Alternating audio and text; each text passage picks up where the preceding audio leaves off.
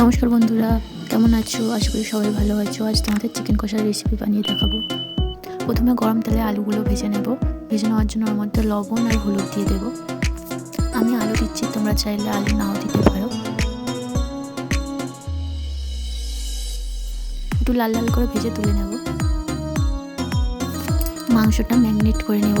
তার জন্য কর্নফ্লাওয়ার দেবো 2 চামচ, লবণ দেবো পরিমাণ মতো, লঙ্কার গুঁড়ো দেবো, হলুদ গুঁড়ো দেবো, দিয়ে অর্ধেক লেবু দিয়ে ম্যারিনেট করে নেব।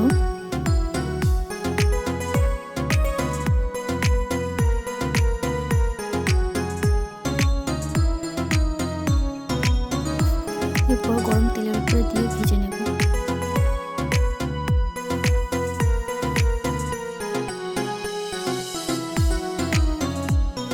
বেশি ভাজার প্রয়োজন নেই, অল্প ভাজলেই হবে।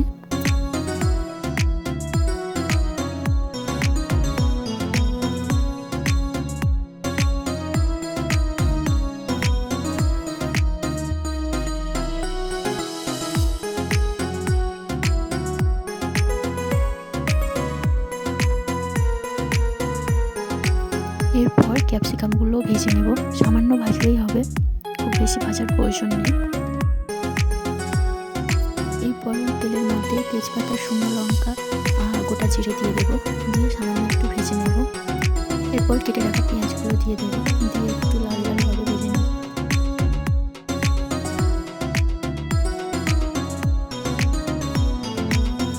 এইভাবে লাল লাল করে ভেজে নিয়ে এবার আদা আর রসুন দিয়ে দেব।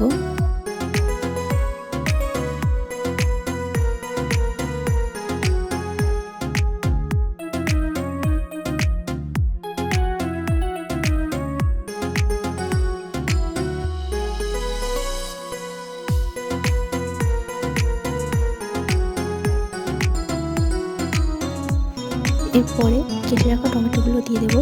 দিয়ে অল্প একটু লবণ দিয়ে দেবো। দিয়ে পুরোটা ভালোভাবে ভেজে নেব যতক্ষণ না কাঁচা গন্ধটা যাচ্ছে এগুলো থেকে। এরপর ভেজে রাখা মাংসগুলোর মধ্যে দিয়ে দেবো।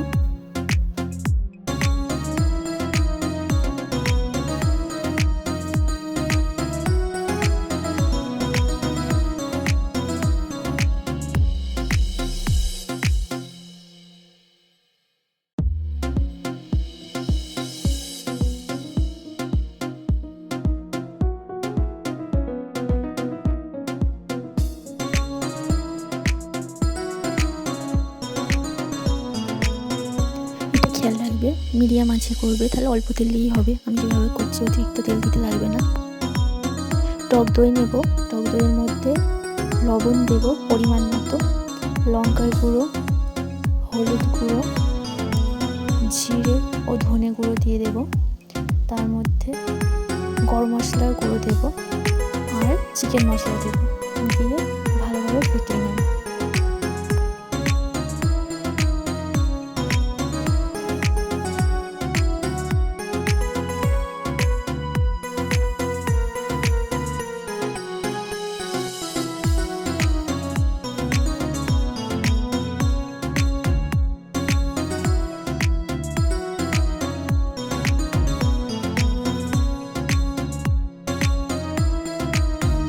এরপর এই মিশ্রণটা মাংসের মধ্যে দিয়ে দেব।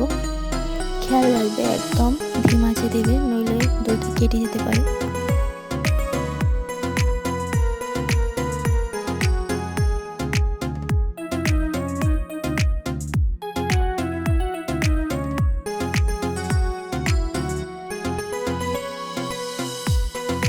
যখন এইভাবে সাইড থেকে তেল ছাড়বে তখন ভেজে রাখা আলু, ক্যাপসিকাম আর দুটো কাঁচা লঙ্কা দিয়ে দেবো।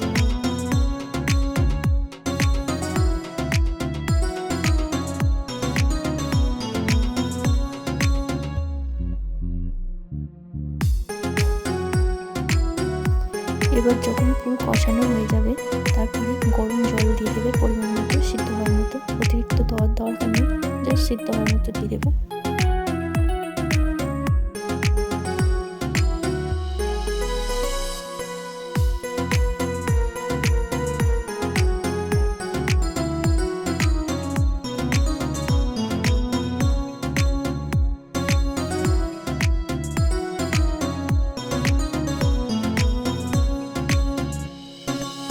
যখন সিদ্ধ হয়ে আসবে এইভাবে, তখন নামিয়ে নেবে, হয়ে যাবে এটা।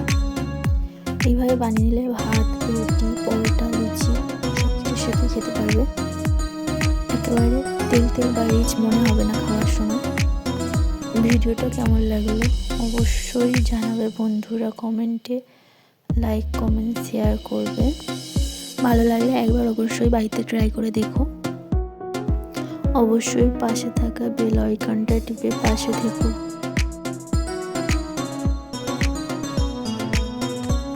আবার একটা নতুন ভিডিও নিয়ে কাল ফিরে আসবো।